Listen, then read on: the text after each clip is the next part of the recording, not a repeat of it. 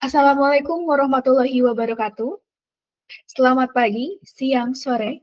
Pada kesempatan kali ini, kami dari kelompok 1 S1 Teknik Telekomunikasi 10C akan memaparkan hasil analisis data yang telah diperoleh dari kegiatan drive test.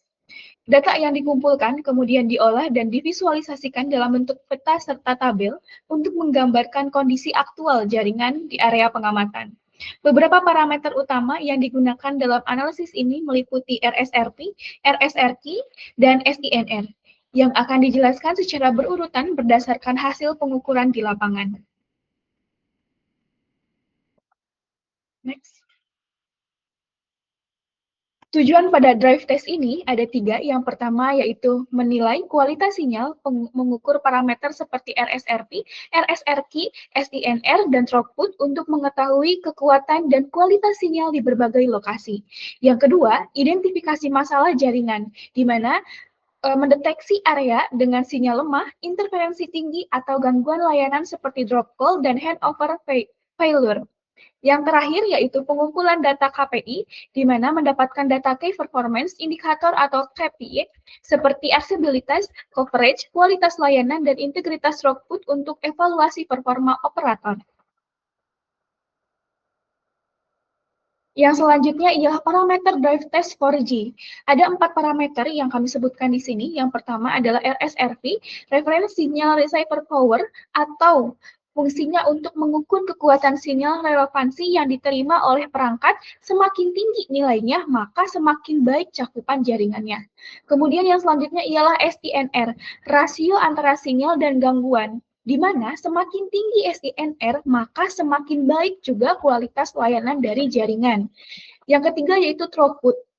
DL dan UL, bitrate menunjukkan kecepatan data unduh dan unggah perangkat dalam jaringan yang mencerminkan kapasitas dan performa layanan LTE secara keseluruhan. Yang terakhir ialah RSRQ atau Reference Signal Receive Quality, di mana fungsinya itu untuk menilai kualitas sinyal dengan mempertimbangkan interferensi dan noise.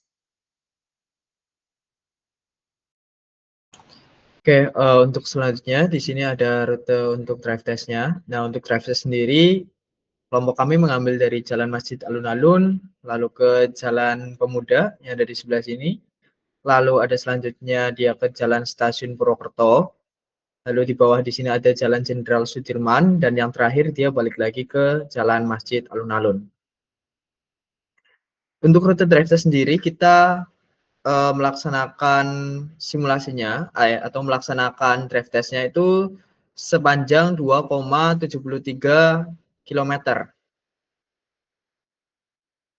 Oke, untuk next, ini adalah hasil dari drive test kelompok kami. Yang pertama di sini ada RSRP. Untuk RSRP, hasil yang didapat yaitu ada sekitar 137 dengan persentasenya sebesar 40,90%. Lalu ada hasil good, yang mana nilainya itu berkisar antara min 90 sampai dengan min 80, itu ada di sekitar 128 dengan persentasenya ada sekitar 38,21. Lalu ada mid cell yang mana parameternya berkisar antara min 100 sampai dengan min 90 dengan total jumlah titiknya ada 69 dengan persentasenya 20,60%. Lalu yang terakhir di sini ada parameter call edge yang mana nilainya di atas dari minus 100, yang mana di sini cuma ada satu titik saja dengan persentasenya sebesar 0,30%.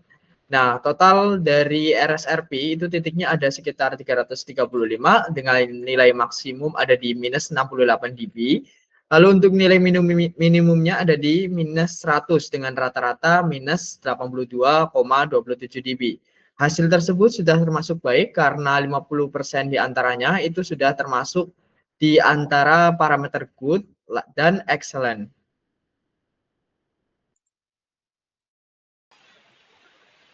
Selanjutnya yaitu parameter RSRQ atau Reference Signal Receive Quality. RSRQ atau yang biasanya digunakan untuk parameter kualitas sinyal pada drive test didapatkan dengan hasil yang buruk, yaitu sebesar 83,88%. Nilai RSRQ berada di parameter mid cell yang berkisar di antara minus 15 dB sampai dengan minus 20 dB. atau yang artinya yaitu cukup buruk. Hal ini dapat disebabkan oleh co-channel, interference, ataupun oleh adjacent channel interference. Next.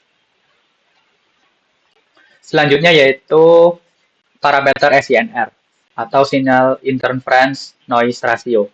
Hasil dari pengukuran SINR ini menunjukkan hasil yang buruk dikarenakan lebih dari 50% hasil yang didapatkan berada pada parameter call edge yang bernilai kurang dari 0 dB sebanyak 52,84%.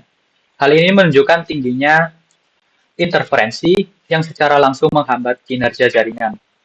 Hal ini dapat disebabkan oleh beberapa penyebab, yaitu intercell interference ataupun oleh overshooting sel yang menyebabkan kualitas dari SINR berada dalam kualitas yang buruk.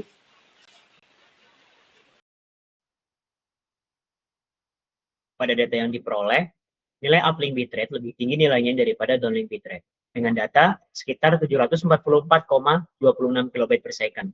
Sedangkan untuk uplink bitrate-nya, rata-ratanya menyentuh angka 4099,83 kB per second. Nilai dari downlink bitrate masih belum menyentuh standar KPI atau KPI yang mana seharusnya lebih dari 2 MB per second.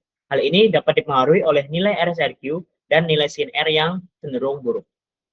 Kemudian untuk kesimpulannya, data yang diperoleh kualitas sinyal jauh di bawah target, di mana kualitas sinyal menjadi kendala utama dengan hanya 47,16% data yang memiliki SINR kurang dari lebih dari 0 dBm, targetnya adalah 80%. Ini menunjukkan tingginya interferensi yang secara langsung menghambat kinerja jaringan. Yang kedua, kecepatan downloadnya rendah. Kinerja throughput tidak optimal. Rata-rata kecepatan download hanya 744,26 kB per second, jauh di bawah target 2 MB per second. Meskipun kecepatan upload baik, rendahnya download menjadi masalah utama yang mempengaruhi pengalaman pengguna.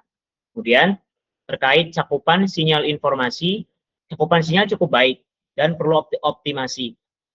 Cakupan sinyal menunjukkan hasil yang baik dengan 79,10% data memiliki RSRP lebih dari minus 90 dBm. Meskipun sudah cukup baik, persentase ini masih di bawah target 90% dan membutuhkan optimasi lebih lanjut. Baik, itu saja yang bisa kami sampaikan pada presentasi kali ini. Terima kasih. Wassalamualaikum warahmatullahi wabarakatuh.